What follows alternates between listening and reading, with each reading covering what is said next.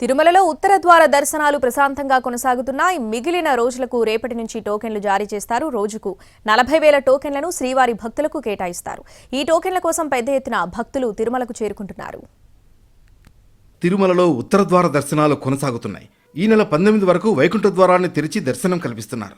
ఇప్పటికే 300 రూపాయల ప్రత్యేక ప్రవేశ దర్శన టికెట్లు 1,40,000, శ్రీవాణి టికెట్లు 19,500 జారీ చేశారు. తొలి 3 రోజులకు సామాన్య భక్తులకు స్లాటెడ్ సర్వదర్శనానికి సంబంధించి 1,20,000 టోకెన్లను జారీ చేసింది. తర్వాత రోజులకు ఏ రోజుకా రోజు విష్ణు నివాసం, శ్రీనివాసం, భూదేవి కాంప్లెక్స్ల ద్వారా జారీ చేస్తున్నారు. ఈ 10 రోజుల్లో వీఐపీ బ్రేక్కు సిఫార్సులు, వృద్ధులు, దివ్యాంగులు, చంటిబిడ్డల తల్లిదండ్రులు వంటి ప్రత్యేక దర్శనాలు ఉండవు. శ్రీవారి మెట్టు మార్గంలోనూ దివ్య దర్శన టోకెన్ జారీ ఉండదు. మిగిలిన రోజులకు రేపటి నుంచి టోకెన్లు జారీ చేస్తారు.